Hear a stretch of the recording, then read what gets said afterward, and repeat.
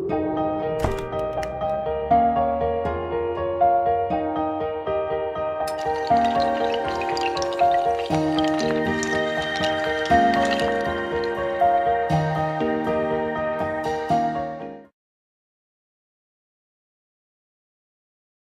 le culte, juste après, je suis revenu hier soir d'Europe et c'est une grâce de pouvoir voyager sans accident, sans rien. Et en passant, je rends grâce à Dieu parce que j'aurais pu être perdu au milieu de nulle part pendant mon voyage. Parce que ceux qui ont booké mon voyage ont booké avec un mauvais nom. Oui, ça arrive. Ils ont juste inversé mes prénoms. Et quand je suis arrivé à l'aéroport, heureusement, j'imprime toujours mes cartes d'embarquement avant. Et quand j'arrive à l'aéroport pour imprimer mon ticket de bagage, la machine dit qu'elle ne lit pas bien mon passeport et que le billet ne correspond pas au nom sur le passeport. Et je devais passer à Londres par l'immigration et tout, et je n'avais pas encore ma carte d'embarquement du bloc Londres-Dublin. Donc, je rends grâce à Dieu d'avoir pu voyager. Ce que j'ai fait quand j'ai ma carte d'embarquement, je suis plus allé. Heureusement, j'avais amené un sac à main seulement. Ça a été beaucoup utile parce que j'avais mis un sac en bagage, je n'aurais jamais embarqué, ou mon bagage serait perdu. Donc, je rends grâce à Dieu pour ces petits clins d'œil qu'il nous fait des fois. Parce que moi, quand j'avais ma carte d'embarquement, je suis allé directement du côté sécurisé. Je suis allé directement, dès que l'avion était prêt, entrer, parce qu'on ne scanne plus les passeports, on compare seulement. Jusqu'à la fin, j'avais peur que quelque chose se passe. Mais, encore une fois, je veux profiter de cette occasion pour rendre grâce à Dieu pour je dis des fois pour les petites choses, mais nous savons que c'est de grandes choses que Dieu fait pour nous, même quand, au retour, j'ai eu le temps, comme je suis resté une semaine, de rappeler la personne pour qu'on change les billets et tout. Donc, ça c'est moins de crainte, mais j'avais joué des enjeux d'embarquement.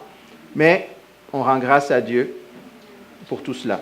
La dernière fois où je suis parti, j'ai mon collègue qui est venu avec moi avec les mêmes scénarios. Il est resté 4 jours sans son bagage parce que c'est parti en Espagne, ça fait le tour du monde, c'est revenu au Canada avant qu'on le renvoie à Dublin.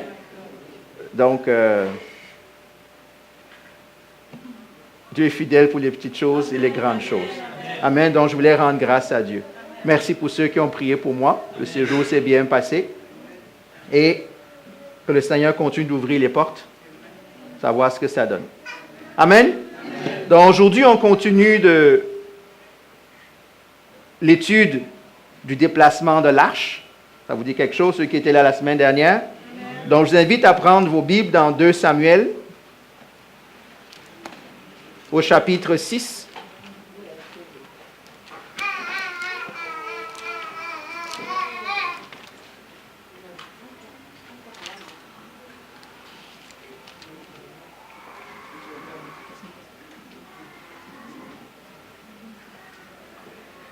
Je vais lire seulement les 10 premiers versets. Je ne vais pas relire tout le texte parce que les points que je vais développer aujourd'hui sont dans ces 10 premiers versets. Donc, je vais lire d'une seconde 21, 2 Samuel chapitre 6, les versets 1 à 10. David rassembla encore toute l'élite d'Israël qui comptait 30 000 hommes. Puis, avec tout le peuple qui était à ses côtés, il partit de Baalé-Juda pour faire monter de là l'arche de Dieu, à laquelle est associé le nom de l'Éternel, le maître de l'univers qui siège au-dessus d'elle entre les chérubins. Ils mirent ce coffre de Dieu sur un char neuf et l'emportèrent depuis la maison d'Abinadab, qui se trouve sur la colline. C'était Uza et Ajo, les fils d'Abinadab, qui conduisaient le char neuf. Ils l'emportèrent donc depuis la maison d'Abinadab, qui se trouve sur la colline. Uza marchait à côté de l'arche de Dieu, et Ajo devant. David et toute la communauté d'Israël jouaient devant l'Éternel de toutes sortes d'instruments, en bois de cyprès, de la harpe, du luth, du tambourin, du sistre et des cymbales. Lorsqu'ils furent arrivés à l'aire de battage de Nacon, Uza tendit la main vers l'arche de Dieu et la retint parce que les bœufs la faisaient pencher. La colère de l'Éternel s'enflamma contre lui et Dieu le frappa sur place à cause de sa faute. Uza mourut là, près de l'arche de Dieu. David fut troublé de ce que l'Éternel avait infligé une telle punition à Uza, et cet endroit a été appelé jusqu'à aujourd'hui Péretz Uza. David eut peur de l'Éternel ce jour-là, et il se dit, comment l'arche de Dieu, de l'Éternel, pourrait-elle entrer chez moi? Il ne voulut pas prendre l'arche de l'Éternel chez lui, dans la ville de David. Je vais m'arrêter là. Amen. Seigneur, bénis ta parole, aide-nous encore ce matin à saisir encore des petites choses que tu veux nous apprendre, mais ô combien profondes, Seigneur, dans ta parole, Seigneur. Guide-nous et conduis-nous encore aujourd'hui, dans le nom de Jésus. Amen. Est-ce qu'il y en a qui ont eu le temps de reméditer ce texte-là? Je vous dis, quand on prêche, je vous dis déjà sur quel message je vais prêcher, c'est une continuité. Vous devez avoir eu le temps d'aller chez vous, méditer le texte, le lire pour en tirer par vous-même. Il n'y a pas beaucoup d'amen, hein? Moi, je vous dis, il ne faut pas qu'on soit paresseux. Dieu va vous parler plus facilement quand il vous parle lui-même directement dans la parole. Oui, on prêche, ça reste dans nos têtes. Mais quand Dieu nous parle directement, ça reste plus profondément dans le cœur. Donc, moi, je vous dis, quand on fait des textes comme ça, prenez le temps d'aller... Vous savez, c'est quoi un ruminant? C'est quoi un ruminant? Il fait quoi? Il mange vite, hein, comme quand on prêche. Et après, on doit faire quoi? Il garde dans une poche quelque part. Et après, il refait venir pour faire quoi? Pour bien mâcher, aller chercher les nutriments, aller chercher ce qui est bon pour sa santé. Le chrétien doit être un ruminant de la parole. Je vous dis, ne vous fiez pas seulement, ne vous appuyez pas seulement sur les prédications. Pas qu'elles ne sont pas bonnes.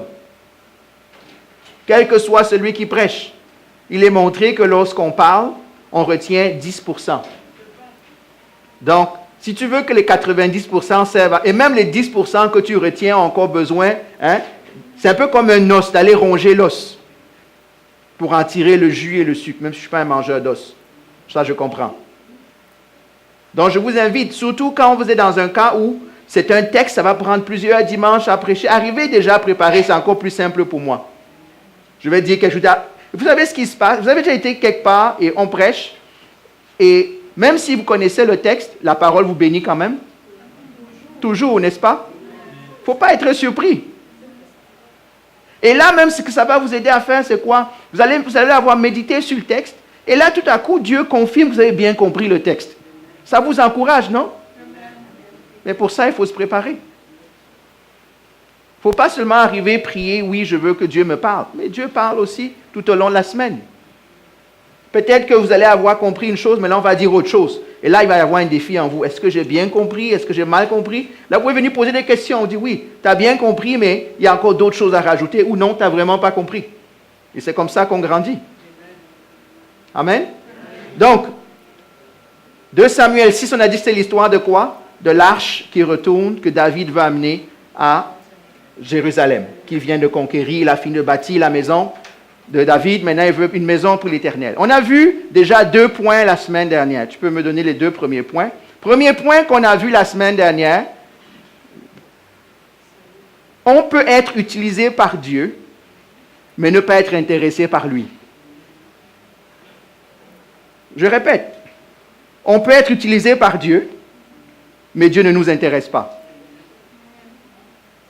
Je ne sais pas si vous avez médité là-dessus. Ton cœur est où par rapport à Dieu?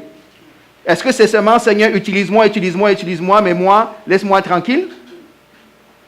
Laisse-moi vivre ma vie comme je veux?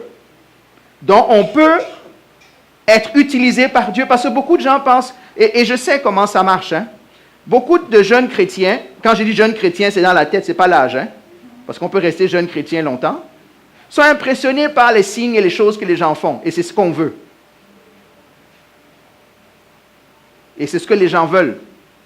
Mais je vous dis, ce n'est pas les signes et les miracles qui vous amènent au ciel. C'est la connaissance de Dieu. Il faut bien comprendre. Donc, je répète, on peut être utilisé par Dieu et ne pas être intéressé par lui. On utilise Dieu pour atteindre ses objectifs. Hein? Pensez à comment on prie des fois. Seigneur, donne-moi ceci, donne-moi cela. Mais Dieu te dit, mets ta vie en ordre. Non, non, Seigneur, ce n'est pas ça que je t'ai demandé. Moi, je veux juste ce que je t'ai demandé. Amen? Donc, premier point qu'on a vu, je répète, on peut être utilisé par Dieu et ne pas être intéressé par lui. Et c'est anti-biblique. C'est anti-chrétien. Deuxième point qu'on a vu, Eric. Un leader de Dieu n'est jamais un dictateur. Être un leader avec Dieu, ce n'est jamais être un dictateur. Oui, des fois, il faut hausser le ton, mais on n'est jamais un dictateur. En passant, et je l'ai dit dimanche dernier, on est leader partout où on est. Hein? Ce n'est pas je suis leader à l'église, mais dans le monde, je me comporte comme un mondain. Non. Le même modèle que Dieu bâtit en vous, vous devez l'appliquer partout. Qui c'est qui a chanté « Je sais qui je suis » là, ce matin? Il y en a qui ont chanté ça? Ben, ça veut dire quoi? Si vous savez qui vous êtes, ça veut dire que Dieu met en vous, en nous, son identité. Dieu n'agit pas avec nous d'une manière à l'église et d'une autre manière au travail. Hein? Dieu n'agit pas avec nous d'une manière au Canada et d'une autre manière en Haïti, au Cameroun ou ailleurs. Il est le même partout. Et nous devons apprendre. Et c'est comme ça aussi qu'on va montrer notre différence. Dans l'application des principes bibliques, sans nécessairement être tout le temps en train de citer la Bible, mais de vivre ce message dont on parle. Donc je rappelle, un leader en Christ n'est jamais un dictateur. Jamais. Et je sais, on dit en anglais qu'il y a le power trip. Il y en a qui ont le power trip. Non, c'est un esprit mondain qui vous anime si vous avez cet esprit-là. Ce n'est pas l'esprit de Dieu. Et j'ai vu des fois, et on l'a vu, on pourrait en parler. Vous avez dit, oui, mais c'est facile de nommer, on va voir la CAQ, comment ils vont gouverner. Hein? Ils étaient dans l'opposition pendant longtemps, maintenant c'est leur tour, on va voir comment ils vont faire. Les gens se plaignent, mais dès qu'ils ont une petite responsabilité, le vrai caractère commence à sortir. Tu dois habiller son nom, tu dois mettre plein de choses, plein de trucs, sinon... Donc, s'il vous plaît, quand on grandit en Christ, on devient petit. Hein? Ça, c'est un autre message. Quand on grandit en Christ, on devient petit. Donc, ce matin, on va commencer un autre point. On doit apprendre à servir Dieu selon ses règles. Selon ses règles. Pas celles du monde, pas celles des hommes. Pas les nôtres. On doit apprendre à marcher avec Dieu selon quoi? Ses règles. Quand vous marchez avec Dieu selon vos propres règles ou les règles du monde, ça va durer un temps, hein? Et très vite, ça va finir. La même chose. Si on se marie selon les règles du monde, le mariage va commencer à avoir des défis et le monde ne pourra pas régler vos défis. On doit apprendre à marcher avec Dieu selon ses règles. Maintenant, d'où est-ce que je tire ça dans ce texte? Je vous invite, on avait vu qu'il y a le texte de 1 Chronique qui dit la même chose. Dans 1 Chronique au chapitre 15, le verset 13. David dit quoi? Qu'est-ce qui se passe dans cette première tentative? Elle échoue. C'est vrai? J'espère que les gens maintenant savent où se trouve 1 Chronique. Hein, parce que le dimanche dernier, là, on a fait... je peux vous en souvenir, là. Donc, après Samuel, c'est roi. Après roi, c'est chronique. OK?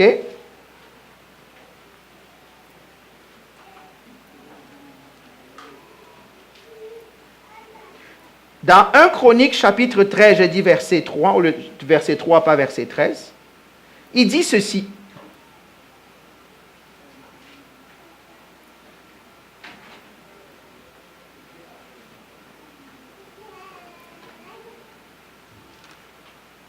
Excusez-moi, j'ai dit 13, c'est verset 15, excusez-moi. 15, c'est ça. La première tentative. Verset 15, chapitre 15, verset 13. Désolé, je lis mal déjà, il faut que je commence à me trouver des lunettes. Qui peut me lire le chapitre, le verset 13 de 1 Chronique 15?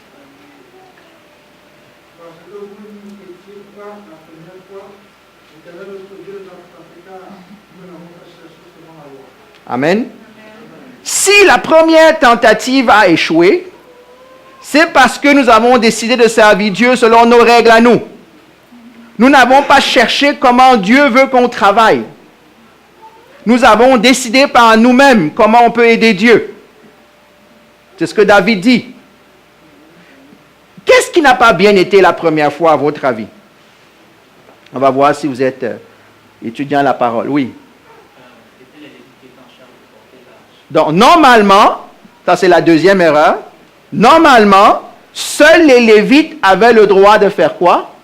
De porter l'arche. Qu'est-ce que David, lui, l'a fait? Il a pris des bœufs et il a pris un chariot, il a mis l'arche dessus. Dieu a dit dans Nombre que seulement les Lévites ont le droit de porter l'arche. Comme des fois, Dieu nous donne des conseils dans nos vies, mais on ne les écoute pas.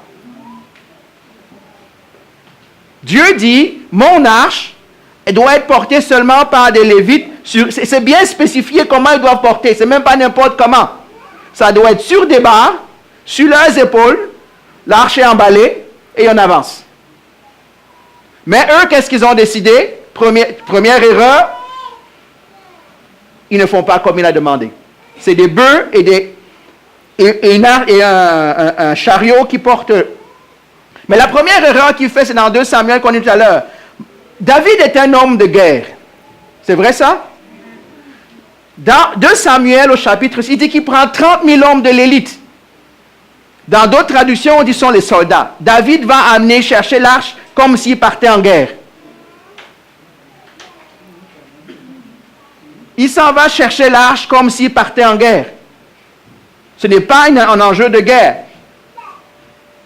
Souvent, nous avons tendance à voir les choses seulement comme nous les voyons.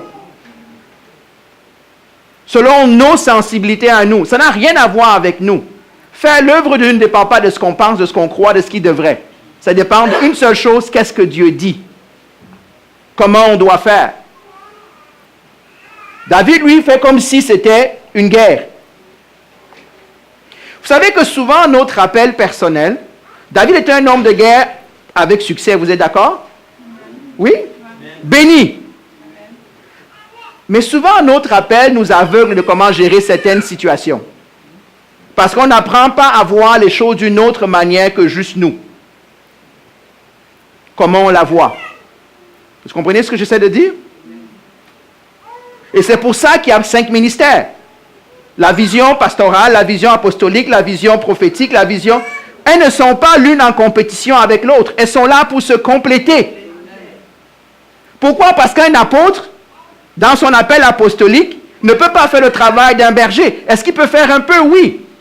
Mais il va faire ça avec un enjeu, avec une manière de faire apostolique. Là, tu vas dire, regarde, mon frère, reste dans l'apostolat. Parce que oui, peut-être tu bâtis des églises, mais tu détruis des âmes. Est-ce que vous me suivez? La même manière, David est un homme de guerre, lui décide que bon, comme moi je sais faire la guerre, les soldats suivez-moi, on s'en va chercher l'arche. Non, non. C'est une question de sainteté, c'est une question de révérence. Ça amène d'autres attributs que David n'a pas encore découverts.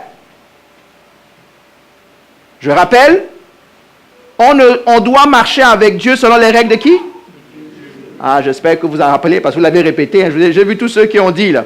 Vous ne pourrez pas dire à Dieu que vous n'étiez pas d'accord, vous n'avez pas entendu. Vous-même, vous avez confessé de votre bouche que Seigneur, je dois marcher non pas selon mes règles ou les règles du monde, mais selon tes règles. Vous êtes convaincus là? J'espère. Parce que même dans l'arche, comment il transporte l'arche? Laissez-moi vous donner un petit secret. On a vu qu'il n'implique pas les bonnes personnes. On a vu qu'il en fait une expédition militaire. En passant, David a copié le monde. Oh! Vous savez que David a copié le monde? Comment je suis capable de dire ça? Vous rappelez-vous l'histoire que j'ai dit comment l'arche est revenue de chez les Philistins jusqu'où sont... Elle est revenue comment l'arche? Pardon? Sur un chariot avec des bœufs. Les Philistins ont décidé que bon, comme l'arche de l'Éternel nous cause trop de soucis, on va la mettre sur un chariot avec des bœufs, on va l'amener là-bas. David, lui, qui est censé connaître la loi, censé connaître Dieu, il fait comme le monde. Combien de chrétiens font comme le monde? Combien de chrétiens? Je sais qui je suis, mondain. En Christ, mondain. Alors pourquoi on continue de faire comme le monde? David fait comme les Philistins. Il choisit d'imiter la manière de faire des Philistins. De manière consciente ou inconsciente. Vous allez me dire, mais Comment tu peux dire ça? Ce n'est pas moi qui le dis, c'est écrit. Et il connaît la loi. David sait que, même à l'époque d'Élie, à l'époque de Samuel, on se déplace, les Lévites ont l'arche sur les épaules. Combien de fois est-ce qu'on passe notre temps à copier le monde? Moi, je vous pose la question. Quel que soit, je parle pas seulement au travail, hein? Je parle dans l'Église. Je parle dans ce qu'on appelle communément l'œuvre de Dieu. Combien d'artistes font comme le monde pour avoir du succès? Artistes chrétiens. Pose la question. Combien on a des programmes d'implantation d'églises qui ressemblent à du business? On te dit, bon, voici ton plan d'implantation, voici ton plan de croissance pour qu'une église arrive à 1000 personnes en 2 ans, à 5000 en 3 ans. Où est Dieu dedans? Ah, je dis, regarde, t'en fais pas pour Dieu. On veut que l'église soit pleine, c'est tout ce qui importe. On fait le programme selon le monde. Il y a plein d'églises. Plein de choses. Où on oublie que l'ingrédient, c'est d'abord Dieu. Et c'est ensuite Dieu, et c'est seulement Dieu. Supposons que Dieu t'appelle à avoir une église de 15 personnes. Je sais qu'au regard des hommes, ça va être pas bon, hein, ça va pas être un gros succès. Je sais. Ah, Dieu n'est pas là. Ah, Dieu ne l'a pas béni. Ah, il est désobéissant. Et donc, tu commences à faire quoi? Aller chercher les techniques de projection, les techniques de... Vous savez qu'il y a plein de techniques là-dehors pour mousser les émotions? Est-ce que vous savez ça? Il y en a plein. C'est connu, c'est documenté. Je n'invente rien là. On veut copier le monde pour faire l'œuvre de Dieu. Comme si Dieu n'est pas capable de faire son œuvre. Pourquoi? Parce que nous nous évaluons selon le monde. Vous connaissez l'histoire de Lazare et de l'homme riche? Est-ce que la vie de Lazare était un succès? Pourquoi vous dites non? Mais qui a dit non là?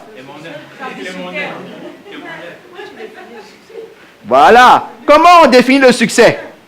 Ah non. Moi, ma vie dans le monde, son succès ne dépend pas de comment le monde m'évalue.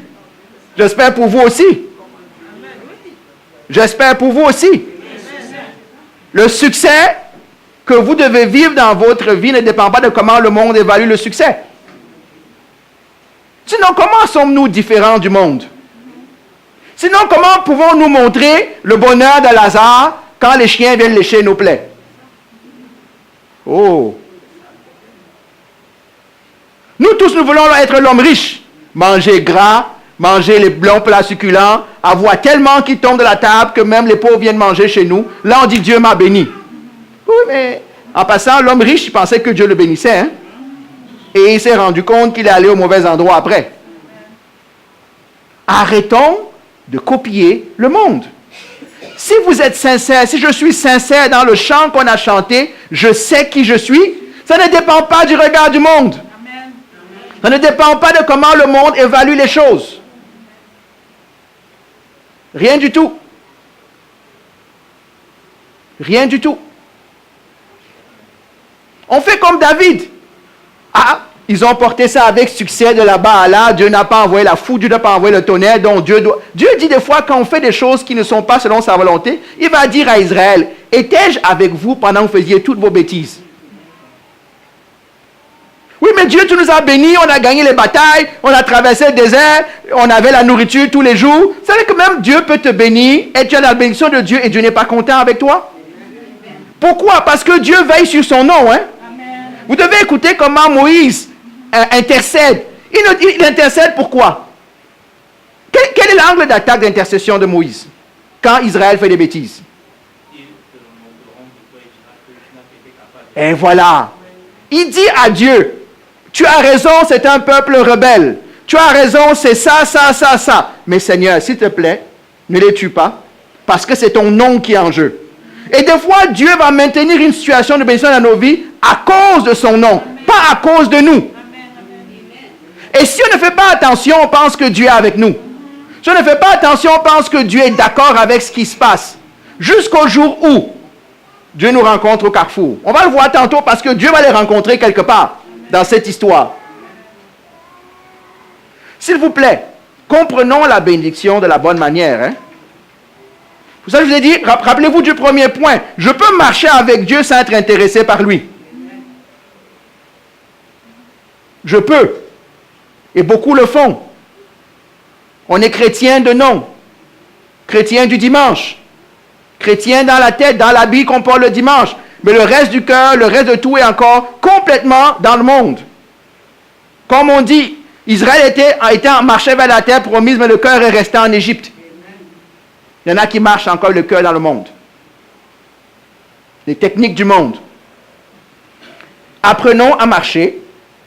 On ne peut pas faire l'œuvre de Dieu. En passant, je vais être simple. On ne peut pas être chrétien sur notre propre intelligence. On ne peut pas être chrétien selon notre propre manière de voir la vie. Parce que je vais enlever exprès le mot servir. Parce que les gens pensent que je parle seulement du ministère. Ta vie est ton ministère. Hein? Dieu te demandera des comptes. Pourquoi? Pour ta vie d'abord.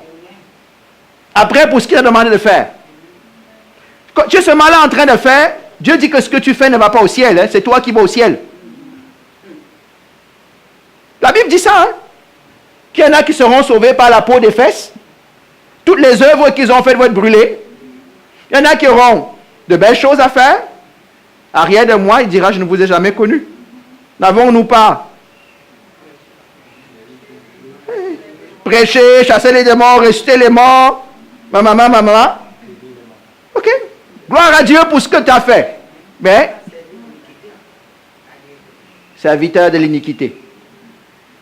Il parle aux personnes, je vous rappelle, hein, les gens, nous oublions trop vite que ce qui est Dieu sauve, ce sont les hommes. Hein. Pas nos ministères, pas nos œuvres, pas nos travaux, des hommes.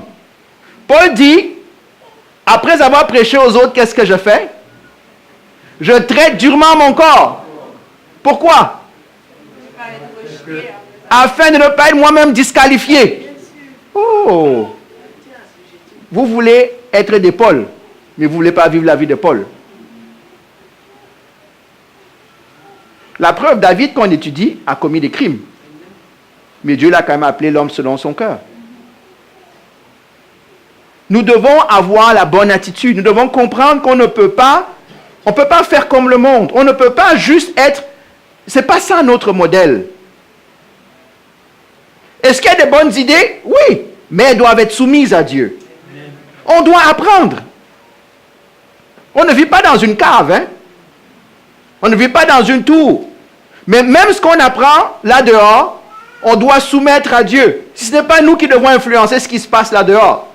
Et je rappelle, pas seulement en tant qu'Église, en tant que chrétien, en tant qu'individu, au travail, à la maison, dans nos familles, auprès de nos amis, on doit avoir. Vous ne devez pas avoir peur de perdre une situation pour défendre vos valeurs chrétiennes. Je sais, si on se regarde dans le blanc des yeux, les conversations que certains évitent au travail. Il y a des conversations que des gens ont peur d'avoir parce qu'ils ont peur de dire ce qu'ils pensent. Parce qu'ils ont peur d'être catalogués, mis de côté, pas de promotion, antisocial, anti-ceci. Moi, je ne participe pas au bar, je ne participe pas ça ne m'intéresse pas. Pourquoi? Ça ne m'intéresse pas. Moi, je vous dis les sujets d'actualité, là. L'homosexualité, l'avortement. Je vous donne tous les sujets qui fâchent dans nos discussions, on évite, là. L'euthanasie, là, tout ça, là. Pourquoi vous fuyez ces conversations? Est-ce que c'est parce que vous-même, vous n'êtes pas sûr de ce que vous croyez? Il y en a qui sont comme ça. Ah, moi, je ne peux pas dire parce que je ne suis pas capable de défendre mon point. Parce que si votre ligne de défense est seulement de dire que Dieu a dit, la Bible a dit, vous devez comprendre, vous devez expliquer pourquoi la Bible dit ça. Dieu n'est pas un Dieu de restriction et de punition juste pour pouvoir être coercitif et empêcher des gens de... Dieu dit, soyez, fleurissez, bénissez, grandissez, affectez. Mais nous, si notre argument, c'est seulement, la Bible dit, donc je dois... C'est bon jusqu'à un certain point. Ça, c'est bon pour un enfant de 2 ans. Tu mets ta main sur le feu, ça va brûler, ne mets pas. Il n'est pas capable d'expliquer comment la chaleur monte, comment... Mais il sait que, ok. Mais à un moment donné, c'est d'entre nous, dans notre âge chrétien, on doit être capable de dire, ok, viens, on va s'asseoir, on va discuter. On va débattre. On va débattre. Vous devez aller, on appelle de combattre, vous devez aller à l'épreuve de votre foi. Vous devez à l'épreuve de ce que vous croyez. Peut-être parce que vous ne croyez pas vraiment. Hein. Il y en a qui croient encore jusqu'à aujourd'hui, malgré ça fait 40 ans, 20 ans dans le Seigneur. Ils croient encore seulement parce que le pasteur a dit. Il ne comprend même pas la pensée de Dieu. Je vous dis, je parlais à quelqu'un à l'aéroport, un de mes collègues, il me taquine. On parlait de problèmes, il n'y a plus de gens, il n'y a plus de ceci. Je dis, est-ce que tu sais que ce qui se passe, que le monde, les familles sont en train d'être détruites? Il dit, ah oui? Je dis, oui. Le plan de l'ennemi. Ok, il ne comprend pas ce que veut dire ennemi, mais ce n'est pas grave. La société est en train de détruire ce qui fait le fondement de l'homme. La société entre un homme et une femme, c'est ce que ça donne.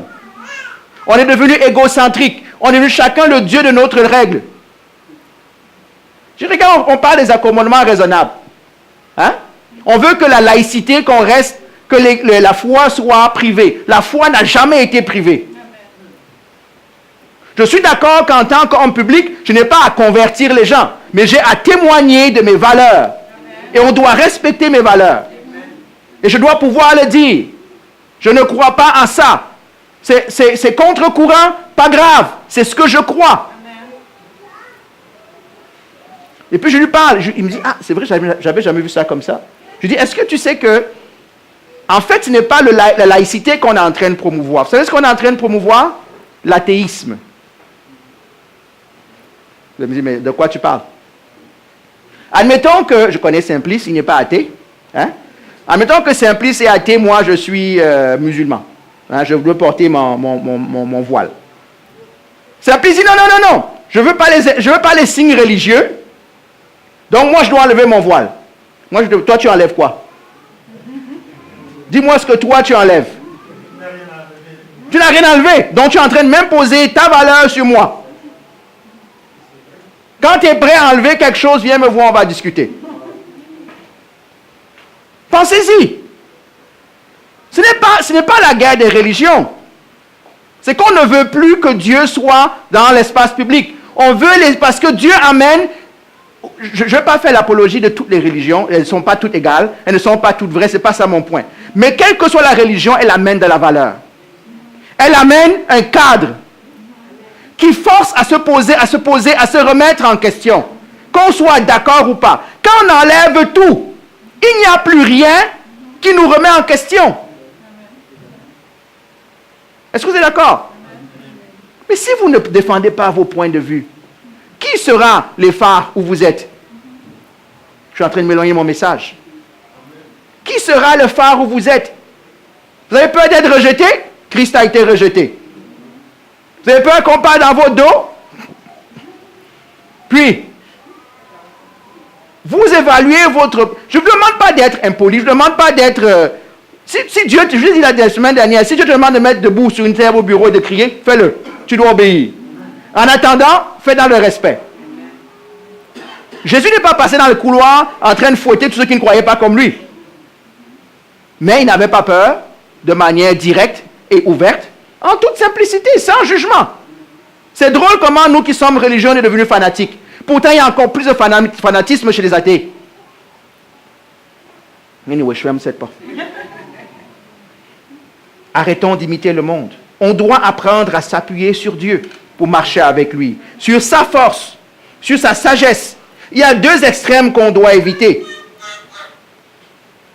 Il y en a qui disent, ah, moi je prends conseil des personnes parce que Dieu me parle. Ça c'est l'orgueil. Ça c'est d'autres, ah, Dieu me parle. Je n'ai plus besoin de conseils.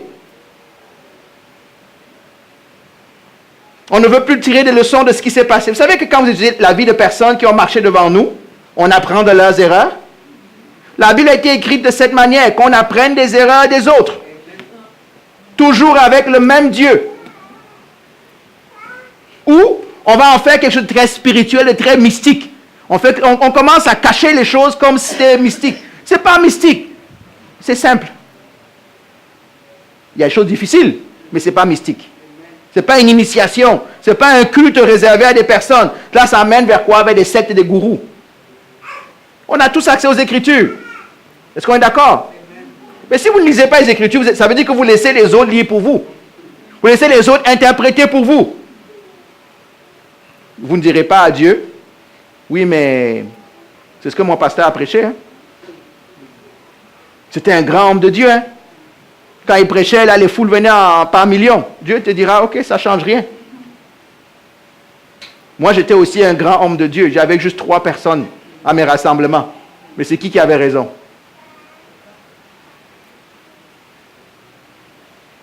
Amen.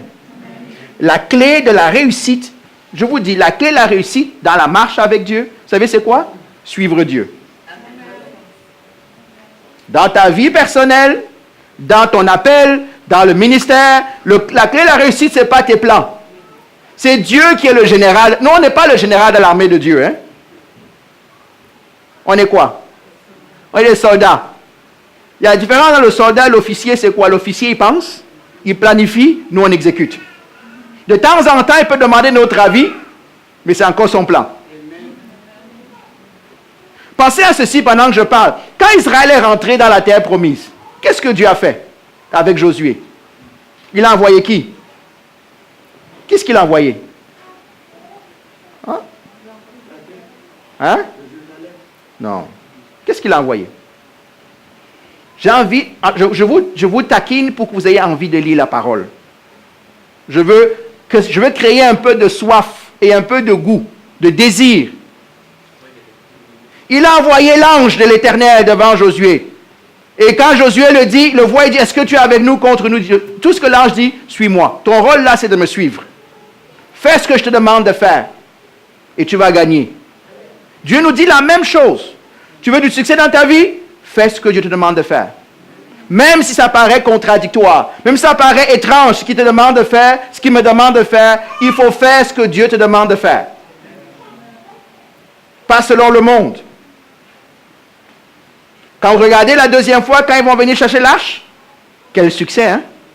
Ils ont obéi à ce que Dieu attendait d'eux. Quel succès. Il y aura encore des défis, on va le voir. Quand on obéit à Dieu, il y a encore des Michal qui viennent se pointer, qui disent tu fais trop. On va parler de ça plus tard. Pensez pas que vous allez marcher avec Dieu tout le temps là. Tout le monde va dire ouais, bravo, bravo. Non, il y en a qui vont cracher dessus. Ça ne change rien. Mais il faut obéir à Dieu. Il faut marcher avec Dieu. Amen. Donc, on doit servir Dieu selon quoi? Ses règles. Maintenant, quand je demande à mon fils de faire un exercice de maths, il commence à le faire et il rate. Je lui demande, la première question que je lui pose, c'est quoi? Est-ce que tu connais tes règles? Vous savez pourquoi je pose cette question-là? Parce que s'il ne connaît pas ses règles, il ne pourra pas réussir. Vous êtes d'accord avec moi? Donc, si tu ne connais pas les règles de Dieu, comment penses-tu réussir? C'est aussi simple, hein? Tu as fait la multiplication, n'est-ce pas? Qu'est-ce qu'on t'a appris à faire la multiplication? La table de multiplication. Tu ne connais pas tes tables de multiplication, ça ne sert à rien de prendre la calculatrice. Tu ne comprends toujours pas comment les multiplications fonctionnent. Si vous n'êtes pas intéressé par les règles de Dieu, comment voulez-vous marcher avec Dieu? Comment voulez-vous marcher avec Dieu si vous ne connaissez pas les règles de Dieu? Et Dieu a des règles dans tous les domaines de notre vie. Comment se comporter, comment être leader, on en a parlé le mariage, être parent, être enfant. Dieu parle de tous ces sujets-là. Mais nous, on dit non, moi, mon père m'a dit de faire comme ça. Moi, je suis allé à l'école, j'ai appris qu'il faut faire comme ça. Et c'est ça la difficulté dans nos vies. Hein? On est têtu. On veut faire à notre tête. On connaît, on sait plus que Dieu. Prochain point. Eric. Dieu est capable de s'occuper de ses affaires. Il n'a pas besoin d'aide. Je vais répéter. Hein? Dieu est capable de gérer ses affaires. Il ne faut pas confondre le fait que Dieu choisit de passer à travers des hommes pour accomplir son plan, que ça veut dire qu'il n'est pas capable de faire sans nous.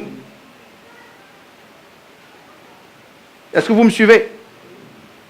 Il est capable de faire quoi? De faire ses affaires. D'ailleurs, quand il créait le monde, vous n'étiez pas là et je n'étais pas là. C'est vrai ça? Regardez ce qui se passe. Pourquoi je parle de ceci? La Bible dit qu'à un moment donné, qu'est-ce qui se passe avec l'arche? Elle se... Combien est-ce qu'on pense que Dieu est en train d'avoir un problème? Dieu s'est penché ton affaire. Laisse-moi venir. Merci beaucoup. Dieu n'a pas besoin de ça. Qui a dit que c'était penché? Est-ce que Dieu a dit qu'il est hors de contrôle? Parce que nous sommes souvent comme Usa. On veut venir aider Dieu. Dieu était dans des problèmes, mais il fallait vraiment que je vienne à l'église parce que sans moi, là, il y en a qui pensent comme ça, hein, que j'ai fait une faveur à Dieu pour être sauvé. Je fais une faveur à Dieu pour lui donner mon temps. Je fais une faveur à Dieu pour pouvoir le servir. Moi, j'étais occupé, mais Dieu comprend que là, ce n'était pas vraiment, je t'aime beaucoup, sinon je ne serais pas venu.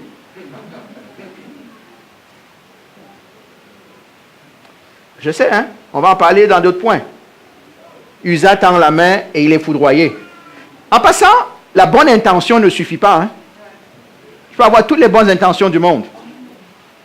Les gens pensent que oui, comme j'ai une bonne intention, alors non. On a dit quoi au point précédent? Malgré la bonne intention, il faut quand même obéir à Dieu. Il faut quand même obéir à Dieu.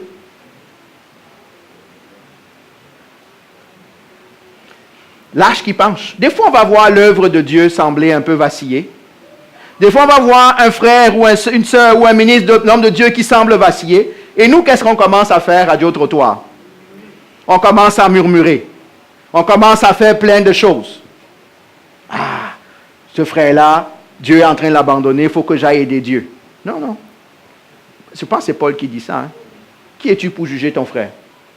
Est-ce que son maître n'est pas capable de s'occuper de lui? C'est vrai ça?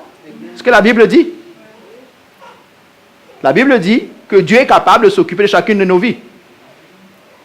Ça ne veut pas dire que si je vois quelqu'un tomber, je ne vais pas lui dire, ce n'est pas ça que je parle. Je dis que nous devons apprendre à laisser Dieu travailler comme il veut, sans essayer de l'aider. Vous savez, la réaction d'Usa qui tend la main, ça ressemble beaucoup à la réaction de Pierre. Jésus dit à Pierre, il faut que je meure. Qu'est-ce que la Bible dit?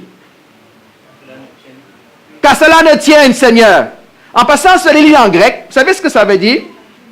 À Dieu, mets-toi un peu debout. Il est plus costaud que moi, je ne pourrais pas le faire. Mais quand on dit que Pierre est venu parler à Jésus, il dit qu'il a pris comme ça, il l'a mis de côté. Il dit, regarde, je vais te parler là, parce que là, ça ne marche pas. Ce n'est pas seulement, ok, mon Seigneur, merci, s'il te plaît, ne va pas mourir. Non, non, il a repris. La Bible dit qu'il a saisi, il le met de côté, et il commence à lui dire, laisse-moi corriger ton plan. Parce que ça ne marche pas, ton plan. Pour moi, le Messie ne peut pas mourir. Je viens de te dire que tu es le Messie. Si tu as oublié. Toi-même, tu as dit que c'est le Père qui te me l'a révélé. Donc, j'ai un témoin que j'ai dit la vérité. Et te voilà, même pas 2 minutes plus tard, il commence à parler de foutaises, de trucs, excusez-moi, ce n'est pas un bon mot, de mauvaises choses, que tu vas aller mourir. Est-ce que tu as lu les Écritures? Est-ce que tu es censé mourir? Des fois, nous sommes comme ça. Hein? On voit l'arche qui penche. On dit, voilà, je vais aller aider Dieu. En passant, vous savez pourquoi l'arche penche en premier lieu? Parce qu'ils n'ont pas obéi à Dieu d'abord. Parce que sur les épaules de Lévi, ce ne serait pas la même situation. Ils peuvent perdre pied, ça c'est autre chose. Mais au moins ils sont dans l'obéissance. On n'a pas à aider Dieu. On a à arrêter de murmurer. On a à arrêter de mal interpréter les choses. Vous savez comment on marche avec Dieu dans ce cas-là? Avec discernement et sagesse. Laissez-moi vous raconter un témoignage. Je pense que ça nous est arrivé. Tu vois une famille qui a le besoin et tu vas aider la famille. Financièrement ou avec la nourriture. Ça, c'est le geste normal. À un moment donné, Dieu te dit non, je ne veux pas que tu l'aides. Tu dis, mais Seigneur, tu m'as appelé à l'aimer. Tu m'as appelé à être hospitalier. Tu dis non, je ne veux pas. Comment vous réagirez? Comment vous réagirez? Ah, je sais, arrière de moi, Satan, vous êtes trop spirituel. Tu es en train de... Non. Parce que quand des fois on est en train d'aider Dieu, on est en train de détruire ce que Dieu veut faire. Dieu l'a peut-être amené dans cette situation pour lui apprendre une leçon, pour lui parler. Mais toi, par humanisme, ce n'est plus par obéissance. Par humanisme, tu manques de discernement et tu commences à aller l'aider. Finalement, le problème que Dieu veut corriger dans sa vie, Dieu n'a jamais l'occasion de corriger ça dans sa vie. Est-ce que vous me suivez? Pourquoi? Parce qu'on juge comme les hommes. On juge naturellement. Usa n'a pas besoin de mettre sa main là-dessus. Dieu sait ce qui va se passer. Il sait pourquoi il permet. Quand la vie de quelqu'un flanche à côté de toi, prie pour la personne. Seigneur, qu'est-ce qui se passe? Qu'est-ce que je dois faire? Obéis à ce que le Seigneur te demande de faire. Je l'ai dit tantôt, des fois avoir de bonnes intentions, ça va un des défis qu'on a dans la société aujourd'hui, pour nous tous là en passant, hein, juste pour vous mettre encore à l'heure sur ce qui se passe, on devient une société très émotionnelle. On devient une société qui est très basée sur les sentiments. Hein, comme disait quelqu'un, des sens qui mentent. On devient tellement qu'on manque de profondeur sur plein de choses. On réagit au quart de tour. On a des politiciens qui sont élus selon les sondages d'opinion. On a la marijuana aujourd'hui parce qu'il y a un premier ministre qui avait promis ça pour être élu. Parce que 3% ont fait pression sur lui. Regardez comment on gouverne aujourd'hui. On ne gouverne plus selon ce qui devrait être fait. On gouverne selon quoi? Les émotions de la population. Si la tendance se maintient, on devra légaliser plein d'autres choses aussi. Et nous sommes devenus une société émotionnelle. Nous sommes devenus des personnes qui n'ont plus de base de discernement et de recul. C'est tout simplement les mêmes personnes qui veulent qu'on ait des politiciens qui amènent une vision, sont les mêmes personnes qui ont pu non, regarde, c'est pas normal que. Est-ce que ce que je dis a du sens? En Christ, là, on ne peut pas marcher avec Dieu de la même manière. Hein? Il y a mon cœur, il y a ce que Dieu veut. Et il faut aligner mon cœur avec ce que Dieu veut. Je ne peux pas seulement réagir au quart de tour. À un moment donné, il faut que l'enfant apprenne les leçons. Hein? Et Dieu fait ça dans nos vies. Dieu va des fois faire ça en permettant. Tu penses que Dieu est en train de... Non, Dieu est en train de... En courbant, il redresse en réalité. En courbant, il redresse. Toi, tu pensais qu'il devait être droit comme ça. Non, Dieu a dit, moi, je veux qu'il soit comme ça. Regardez Paul. On aurait pu voir qu'il est infirme, qu'il a des choses. La Bible dit que Paul a fait quoi? Il a prié. Dieu a dit quoi? Non, moi, c'est comme ça que je veux que tu sois. C'est comme ça que je veux que tu sois. Arrête de jeûner, arrête de faire les soirées de prière, les jeûnes et prières. C'est comme ça. Pourquoi? Comme ça, tu sauras que tu ne dépends que de moi. Mais nous, on a une idée de la perfection qui est une idée très mondaine. On doit apprendre à discerner de Dieu. Dieu est maître, je rappelle, de son plan. Regardez, qui peut me dire si le ministère de Jésus a été un succès? On va voir si vous avez bien compris ce que j'ai dit depuis là. Est-ce que le ministère de Jésus a été un succès? Oui, selon quels critères? Ah, ok, il a accompli le plan de Dieu, donc c'était un succès. Mais selon les hommes, est-ce que ça a été un succès? Non. Imaginez, hein, le grand Jésus est mort comme un brigand. Il n'y avait aucun disciple sauf Jean. On ne peut pas compter sa maman parce que les mamans ne comptent pas dans ces cas-là. Ça, c'est le cas de la mère, ok? Imagine le grand Messie qui vient sauver le monde, est crucifié comme un brigand. Et quoi? Il y a même ceux qui ont marché avec lui pendant 3 ans ont pris la poudre d'escampette. Donc, dites-moi où est le succès dedans.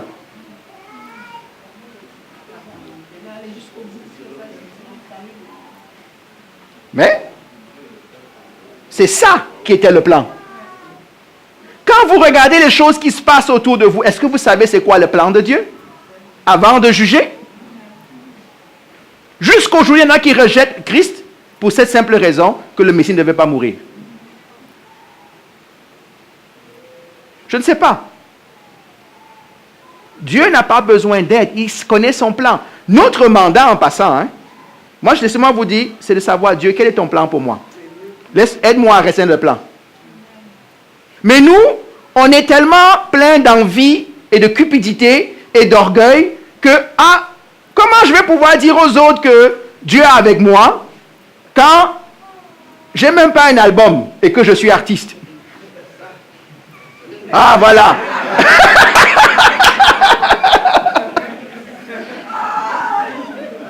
Comment on peut dire que Dieu m'a béni, hein, quand je suis au chômage? Comment on peut dire que Dieu est avec moi et c'est comme ça qu'on réagit? Comment on peut dire que Dieu est avec moi dans mon église quand il y a 2 personnes et que toutes les églises ont 5000? Et on oublie que c'est la cupidité et c'est l'orgueil qui nous font penser comme ça. Parce qu'on veut évaluer le succès basé sur les critères des hommes.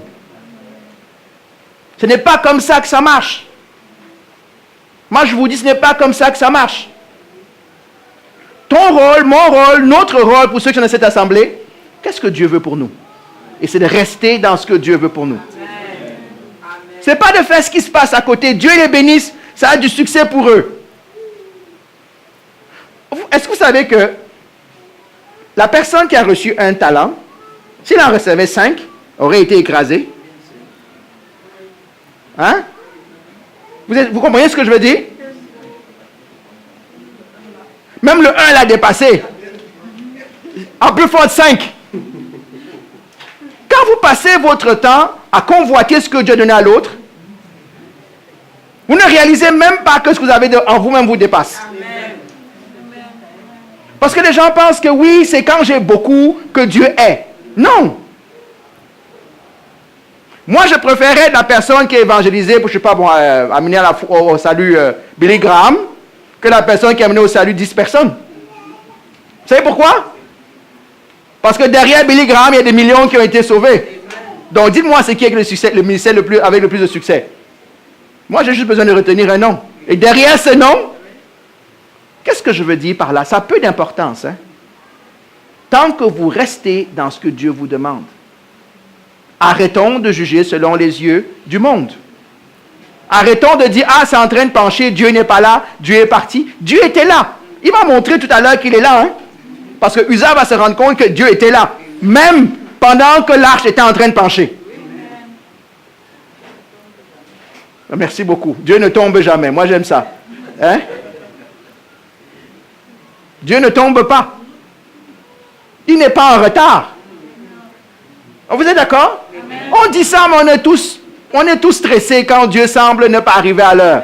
On devient comme Saül avec Samuel. Oh, je t'ai attendu pendant longtemps et comme je pensais que tu ne venais plus, alors j'ai fait le sacrifice moi-même. Dieu ne répondait plus. Et maintenant, oui, il ne répond plus, tu ne l'attends pas. Tu ne l'écoutes pas. Arrêtons. Je vais m'arrêter ici pour aujourd'hui. Arrêtons.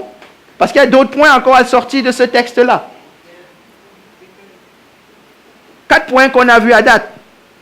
On peut être utilisé par Dieu, mais ne pas d'intéressé par lui. Deuxième point. Un leader en Christ n'est pas un dictateur. Troisième point. On doit apprendre à... Enlever le mot service, ça dérange. Parce qu'il y en a qui disent, moi je ne suis pas encore dans le service. Vous êtes tous dans le service. On est tous des soldats dans l'armée de Dieu. On en a parlé depuis là. On ne peut pas marcher avec Dieu selon nos règles et les règles du monde. En passant, est-ce que le monde a tort toujours? Non. Moi, on m'a dit qu'une montre brisée à l'heure 2 fois par jour. Vous savez ça? Puis je m'en vais enlever les piles qui sont là-bas. Ce soir, à 1h moins 5, elle sera à l'heure. Demain, à 1h moins 5, elle sera encore à l'heure. Oui, le monde va avoir des fragments de vérité parce que le monde a été créé par Dieu. Mais le monde ne peut pas dicter comment ça se passe. On ne peut pas seulement dire tout est mauvais. Dieu travaille aussi. Donc, apprenons à marcher et à vivre selon nos règles. Moi, il y a des messages que je vais prêcher bientôt. Le premier, la volonté. La volonté. Apprenons à marcher.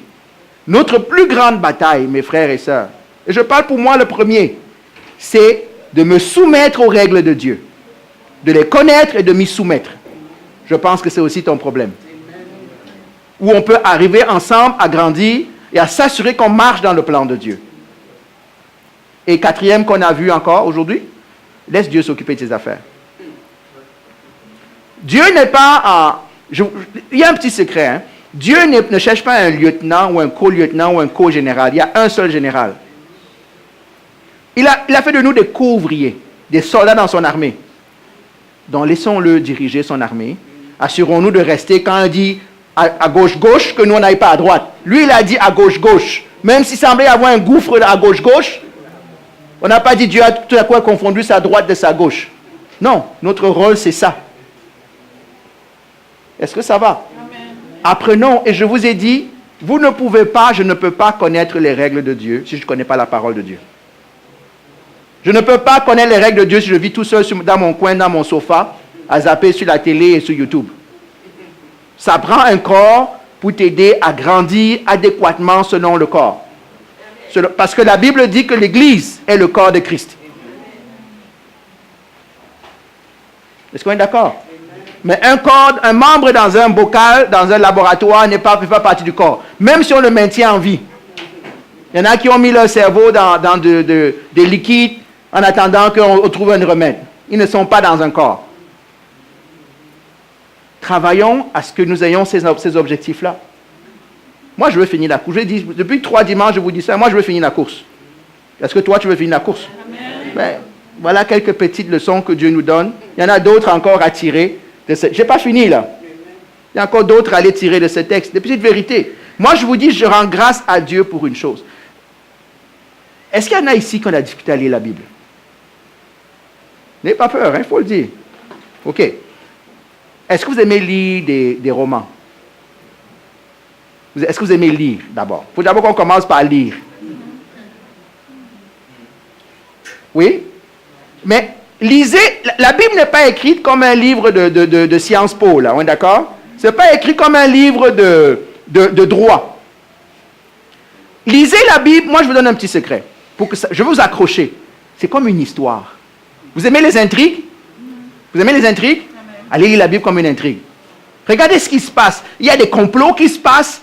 Il y a toute une vie derrière. Quand vous allez lire que, je ne sais pas moi, David a couché avec Bathsheba. Moi, ma première question est, OK, Dieu, qu'est-ce que tu vas faire? J'ai envie de lire pour savoir comment Dieu va réagir. Est-ce que vous me suivez? Quand vous commencez à avoir ça qui prend vie, il faut que la parole de Dieu prenne vie. C'est comme vous allez au théâtre. Peut-être vous n'aimez pas aller, aimez-vous aller au théâtre? Aimez-vous les films? Ben, vous voyez la Bible comme un film. Comme une intrigue qui se découle. Le plan de Dieu est en train de s'accomplir sous vos yeux. Quand vous allez commencer, tout ce que je veux, c'est que vous soyez, comment on dit, hooked. Hein? Comment on dit la... Non, pas la chair de poule. Je veux créer une dépendance à la parole. Il y a la bonne dépendance. Quand tu as... Moi, des fois, tu peux lire une histoire, tu avais prévu lui 15 minutes, mais c'est tellement intéressant de savoir qu'est-ce qui va se passer, que 2 heures plus tard, oui, je comprends, vous allez me dire, mais pasteur, tu n'es pas en train de méditer la parole, c'est pas grave, elle rentre quand même. Elle rentre quand même.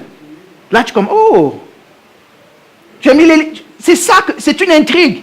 La Bible, moi j'aime la Bible pour ça. C'est écrit comme l'histoire de quelqu'un que je veux lire, comme la biographie de quelqu'un que je veux lire.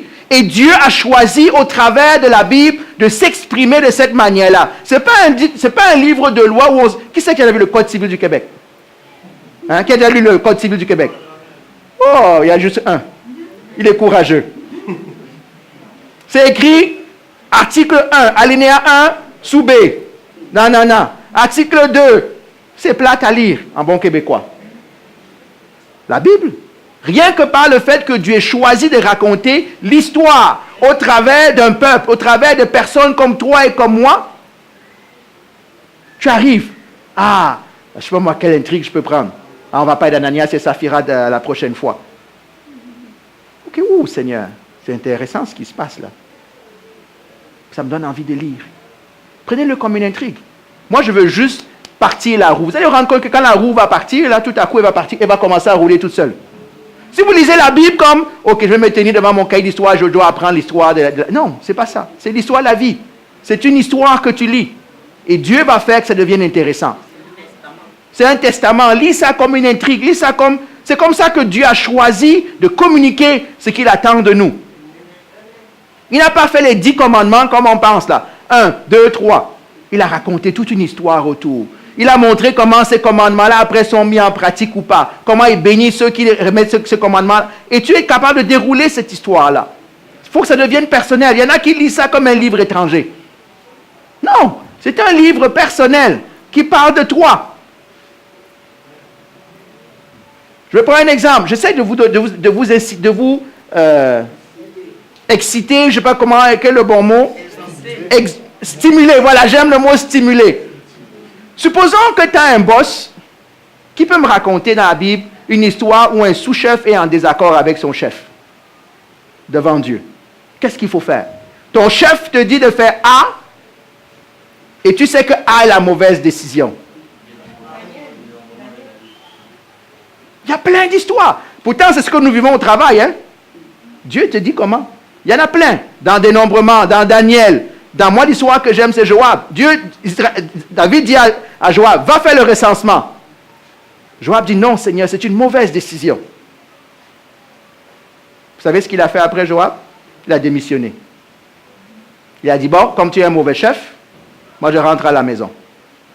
Non, ce n'est pas ça que Joab a fait. Ah, vous allez lire. Ah, je vois maintenant des yeux qui... Ah, vous allez aller lire maintenant, ça va vous intéresser. Je pense que c'est dans 2 Samuel 24, de mémoire. Eh oui, il y a d'autres choses. Jonas. Allez. Il faut que vous soyez capable de faire le lien entre la vie de tous les jours et ce que vous lisez dans la Bible. Sinon, ça va être seulement un livre étranger qui ne vous dira rien, qui ne vous racontera rien. C'est un livre intellectuel. Non. Ça parle de situations de la vie de tous les jours. Qu'est-ce qui se passe quand on t'a trahi? Est-ce qu'il y en a qui ont été trahis ici? Oh, la Bible a plein d'histoires de trahison. Ça a plein d'histoires d'intrigues. Hein? Il y en a d'autres qui volent ton héritage. Il y en a d'autres comment... Tout ça, je sais seulement de vous montrer que la Bible, c'est un livre de tous les jours. Si vous aimez la vie de tous les jours, allez lire la Bible. Et l'Esprit de Dieu en vous va encore maintenant vous aider à commencer à vous enseigner à travers ça. Mais il faut que vous ayez le goût. Il y en a qui n'aiment pas l'Ancien Testament. J'aime l'Ancien Testament. Ah. Mais voilà. Amen. On va prier. Seigneur, nous voulons te bénir ce matin. Nous voulons te rendre grâce. Que puis-je dire que si n'est te dire merci pour ta parole? La Bible dit que tu as choisi de te révéler de cette manière. Donne-nous le goût de ta parole. Donne-nous le goût, Seigneur, d'être intéressé par ta parole. C'est d'abord une histoire. Seigneur, je prie pour tous ces points que tu es en train de nous apprendre dans ce texte de 2 Samuel, Seigneur, et de 1 Chronique. Aide-nous à être des bons leaders. Des leaders selon toi, ne pas être des dictateurs. Aide-nous, Seigneur, à ne pas se mettre intéressés par ce que tu peux faire pour nous ou au travers de nous, mais surtout à être intéressés par toi, Seigneur. Aide-nous, Seigneur du puissant. Aide-nous, Père éternel, à marcher selon tes règles, Seigneur. Aide-nous à rester à notre place quand nous marchons avec toi, Seigneur. Tu es celui qui mène et nous sommes ceux qui suivent, Seigneur. Nous ne pouvons pas être dans l'inverse. Nous ne pouvons pas être ceux qui pensent qu'il va t'aider, Seigneur. Nous devons être seulement disponibles, Seigneur. Nous devons être comme Marie qui a dit, me voici, qu'il me soit fait selon ta volonté, Seigneur. Aide-nous, Seigneur Jésus. Brise cet orgueil en nous. Il y en a qui ont toutes ces difficultés, papa, qui s'identifient encore un peu trop avec le monde, qui s'évaluent selon le monde, qui évaluent ton œuvre selon le monde, Seigneur. Aide-nous à rester près de toi, à être à l'écoute, parce qu'on va faire des erreurs, comme on va le voir tout à l'heure, comme on l'a vu, Seigneur. Mais aide-nous, Seigneur Jésus, à marcher selon ta manière, ta volonté, selon ta parole, Seigneur. Père, je ne sais pas comment prier pour cela, mais je ne peux que demander, je ne peux pas faire que ça arrive, mais je prie que tu touches le cœur de ton peuple. Aide-nous à aimer ta parole. Il y en a qui aiment la bonne nourriture. Aide-les à aimer la parole comme une bonne nourriture, Seigneur. Aide-les, Seigneur, à nourrir leur âme, leur pensée, leur vie intérieure par ta parole, Seigneur. Et ça commence par cette lecture. On a dit tout à l'heure de ne pas seulement entendre la prêche, de ne pas seulement entendre que quelqu'un ait expliqué la parole pour eux, mais qu'ils aient envie, la Bible dit d'aspirer au lait, à la viande, la bonne nourriture, Seigneur du puissant. Père, je prie encore pour ton peuple, je prie pour moi, je prie pour notre assemblée, je prie pour l'Église en général. Aide-nous à nous tenir debout, à être cette armée que tu appelles, à être ceux qui font cette différence. Bannis encore la peur d'être rejeté, la peur, Seigneur, d'avoir des opinions et des valeurs, Seigneur Papa. Bannis tout cela, Seigneur Jésus. Et aide-nous à être de bons ambassadeurs de ton royaume, Seigneur Jésus. Père, je veux te bénir et te rendre grâce. Envoie ta parole. Envoie ta parole. Touche nos cœurs. Nous t'ouvrons nos cœurs. Nous t'ouvrons, Seigneur, nos pensées, Seigneur. Et nous disons, viens et nourris-nous. Redresse-nous, Seigneur. Redresse-nous, Père éternel, dans ta grâce et dans ta miséricorde. Sois béni et sois exalté. Dans le nom de Jésus, amen. Soyons bénis. Amen.